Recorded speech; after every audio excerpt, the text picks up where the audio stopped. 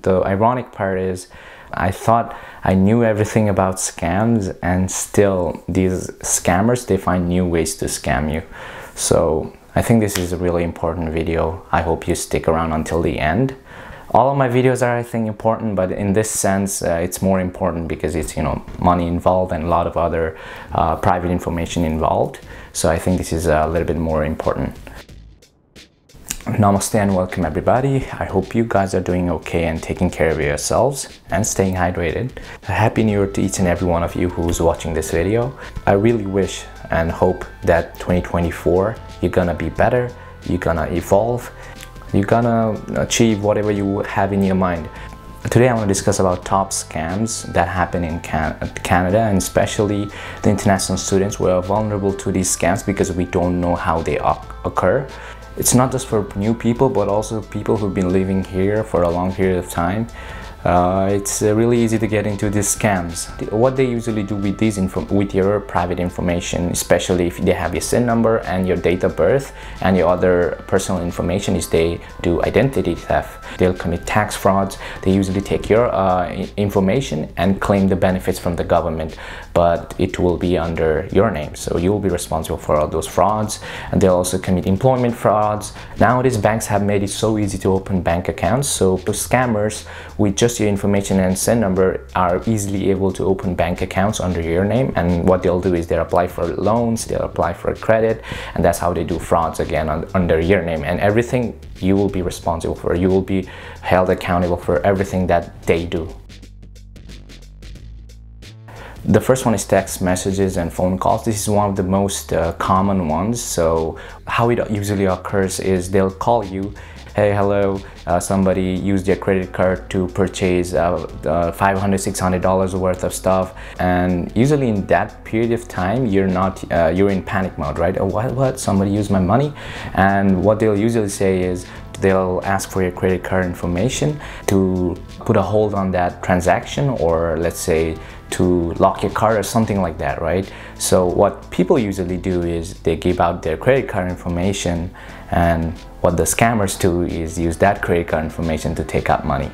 So another one is any Canadian government bodies. They'll usually say, we're from this Canadian body, and we need your SIN number or study permit, or else you'll be deported. Like, they'll use this scary tactics on international students. And since most of us are really scared, first of all, we're in a different country where we do not know all the rules, so they usually take advantage of that, and they'll try to scare you with those information, and you give away your SIN number and you give away all your personal information. So what you need to understand is Canada, CRA or any other Canadian government body, they'll never call you and ask for your SIN numbers. So they will never ever ask for your SIN numbers or your personal information through a phone call or text messages. So make sure to never give away your personal information or SIN numbers. Recently I bought a monitor from Amazon, and I didn't like it, so I had to return it back. I received a text message saying that my parcel, which was returned, is not being processed because the receiving address was not clear. So I had to re-update the receiving address so they can process my parcel. And they provided me the link as well, and I went through the link and it was legit. It looked legit. But for some reason I didn't want it to mess it up again, so I just called the Canada Post, and they tell me that my parcel was just being processed and the text message that I received was a scam. I was this close losing my monitor, losing all my money, losing I don't know what. I don't know how do they do it. Like, how did they know that I had ordered an Amazon product, which is the really scary part, that they can, attack in that way. In all of these online purchases, you have to understand, at least what I understood as well, was you'll usually receive an email from that authentic website, right? Unless you've opted for that message option in their website exclusively. So you go to this website and you say, okay, I want to receive these receive text messages about my parcel. Then only you will be able to receive them. The other one is you just receive a text saying that I refunded your money, so they give you this link, and you go to the link and you'll get scammed. So usually it takes you through the banking information, and that's how they fraud you. So just remember that nobody is gonna send you money out of nowhere. If nobody owes you money, then it's usually a scam. So make sure to never go through the links or provide any personal information. I was a victim of this fraud as well. So 2, 3, a lot of frauds, come on. I've been into a lot of frauds. Since I've been into these lot of frauds, I'm hoping that you guys don't fall into this, okay? Please make sure, or I'll be even more embarrassed, okay? We all know that in Canada right now there is employment crisis, right? There is lack of employment for everybody, so a lot of students are desperate in need of jobs, and the scammers know that. How I got scammed in this employment fraud was, it was about a year ago, I think.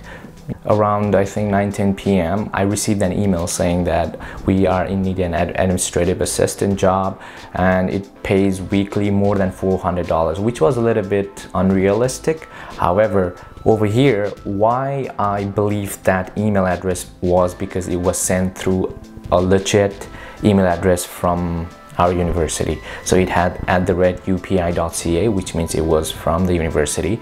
So I didn't give a second thought. I thought, oh, it was legit, and there was no time for me to ask and confirm because I thought a lot of students would be applying too. So at night I applied with my resume and everything, and the very next day I received an email saying, yeah, you are hired and stuff like that. So the email said I could basically stay at home, do some minor jobs like do errands, buy some stationery things, and just that. And I thought, okay, that's not a big job. I think that's pretty good. And I thought, easy money, right? And what happened after that was the guy who sent me that email address said his assistant would be sending me a bank check, and I was supposed to deposit that check, buy him some stuff. So I said okay, and the same day this another lady, she said she was his assistant and sent me a bank check and told me to deposit that check into my account. And I did, without thinking. The idea of fraud or scam was not in my head. Everything seemed legit. As soon as I deposited the check, some things didn't add up, right? It was all shady, right? They didn't send me an employment agreement or anything. They just said, they sent you money right away without even me starting to work. That was my first sign that something was wrong. So what I did was, I quickly emailed an advisor at the international department, and she said, after I sent the email address, they realized that everyone was getting it. So she said, oh, we just found out that somebody hacked the email address and has been sending these emails. So she told me to go to the bank. That's what I did. I immediately went to the bank. I went to the bank and explained everything, and they said, okay, it's okay. If you haven't used the money, then it should be okay. So how they usually get away with this deposit scam is, what they usually say is, they'll send you like $900 or some big amount, and they'll say, buy like $100 worth of stuff, right? And say, send me back the rest of the money through e-transfer. So that's how it actually goes. Because when you deposit the check, it will be deposited in your account. Like, you can see that it has been deposited in your account in your mobile app. However, after 1 or 2 days, if the check was not legit, it will bounce back. And the bank will say, okay, that was not a legit amount, so they'll deduct that amount. So what happens here is, people who go through these scams, they will buy the products and they will also send this money, and later on, after 1 or 2 days, when the check bounces, they have bought a lot of stuff, and they also have sent money, real money, to the scammers. That's how they scam. So one rule to go by to save yourself from employment scam is, if it's too good to be true, it's usually a scam. And I know a lot of you might be thinking, why is this guy getting into a lot of scams? That seems so obvious. And I'm not gonna lie, I used to see a lot of scam videos on YouTube. The scammers usually used to target, like, you know, elderly people, and I always used to say, damn, why are these elderly people getting scammed so easily? But having gone through these scams myself, it's like really organized scam that you never think it might be a scam in the first place. Like, they've mastered it. So you're really likely to get into these scams when you're pressured. These scammers, they know that, so they make sure to find any ways possible to get you in a situation where you're pressured and you make wrong decisions. Recently I heard a legit news, not a fake one, that a lady in Toronto, she was scammed $395,000.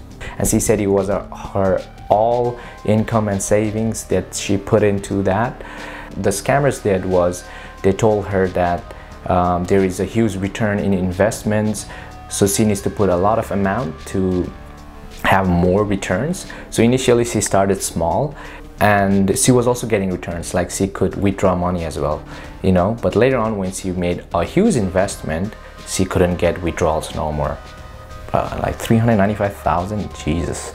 And there's no way of getting it back. Like, there is no insurance on that one. So I told you, right? It's not elderly people now who are getting scammed. It's people like us. Like, it's really easy for scammers to get any people right now, because everybody are finding ways to, you know, get rich as quickly as possible. And you see all these videos on YouTube saying like how they invested in cryptos and they became a millionaire. So it all seems kind of real. So these scammers, they have found ways to manipulate the audience so they can get as much money as possible. Unfortunately, sometimes your own people can be the biggest scammers. Statistically, right?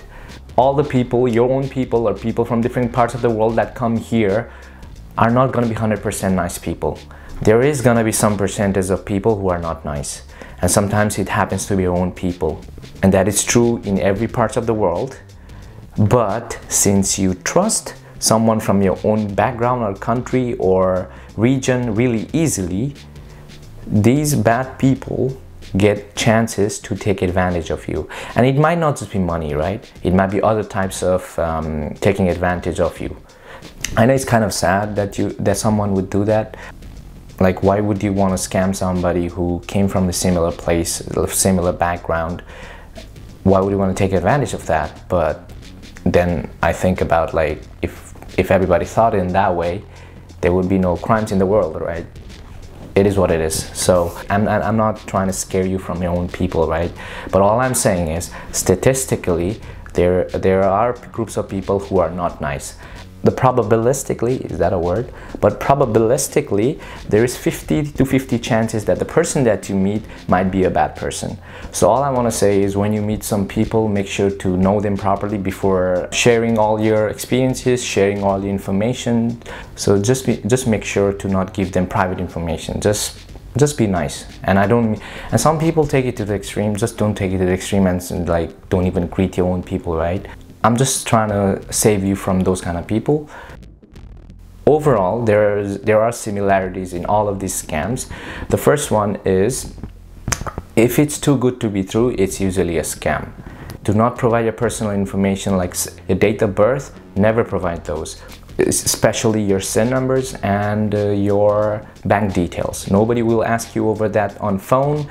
If you get a shady text saying that some amount has been refunded, never go to the links through the text messages unless you double confirm that it's legit. The other one is, usually if they ask you for money in advance, or they give you money in advance in terms like in employment, then that's probably a scam. Everybody's trying to give you as less money as possible. So if they give you a lot of money, that means it's a scam. Again, Happy New Year to everybody, and Happy New Year to your parents as well, and your relatives and all your loved ones. I wish you all the best for 2024. I hope you achieve new heights, and 2024, we're gonna make it.